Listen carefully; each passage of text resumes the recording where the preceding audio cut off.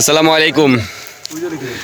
এই জায়গাগুলা বিগত 2-3 বছর আগেও একদম খিল থাকতো, যে এক বছরে একবার শুধু ধান হইতো। অথচ এই জায়গায় আমি তখন চিন্তা করতাম এবং আফসোস করতাম যে কেন এই জায়গাগুলো এরকম যে একবার শুধু ধান হয়, আর আমাদের এলাকার লোকজনে কেন উদ্যোগ নেয় না যে 2বার বা 3বার ধান করার জন্য। আলহামদুলিল্লাহ এখন এই কয়েক বছরে আমার এর আগে ভিডিও বানাইছিলাম আমি, গত বছরও দেওয়া হয়েছে এবং এবছরও দেওয়া হয়েছে ইরি ধান যেটাকে বলে। আলহামদুলিল্লাহ এখন যথেষ্ট পরিমাণ এখানে ধান পড়তেছে এবং এগুলা সব, যেমন এই জায়গাটা আমার বড় ভাই করছে পুরা জায়গাটা। তো আলহামদুলিল্লাহ এটা খুবই ভালো একটা এলাকার। আমি এলাকায় দীর্ঘদিন করতাম যে কেন এই জায়গায় 2বার বা 3বার ধান দেওয়া হয় না, যেখানে বাংলাদেশে অনেক অঞ্চলে 12 মাস কিছু না কিছু থাকে, হয় ধান নয়তো কোনো কৃষি অথবা কোনো সবজি, কিছু না কিছু একটা থাকে। কিন্তু এখানে আমাদের এলাকায় থাকতো না, এখন 2বার ধান দেওয়া হয়। আলহামদুলিল্লাহ এটা খুবই ভালো উদ্যোগ।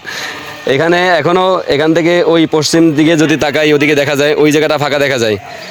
তো কেন এখনও সব জায়গায় ধান দেওয়া হচ্ছে না, এটাও এখনও তাদের, মানে এটা আমার একটা আফসোস। আমার ইচ্ছা হয় যে আমি যদি সব জায়গায় দিতে পারতাম, আমি যে আমার দ্বারা তো সম্ভব না আসলে, তো আমার ইচ্ছা হয় এরকম যে আমি সব জায়গায় দিতে পারতাম, আমার হয়তো ভালো লাগতো।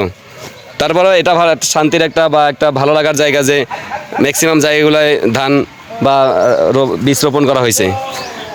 ধন্যবাদ এলাকাবাসীকে, এবং ধন্যবাদ যে এখনও যে জায়গাগুলো বাকি আছে সেই জায়গাগুলো তারা চাষ করবেন। এবং এই ধানের পরে এরপরে যে মাঝখানে 4 মাস বা 5 মাস একটা গ্যাপ থাকবে, ওই সময় কি করা যায় এই প্ল্যানটা করা দরকার। এখন প্রত্যেকটা জায়গায় কিছু না কিছু চাষ করা যায়, 12 মাস পানি থাকলে তার মধ্যে একটা চাষ করা যায়।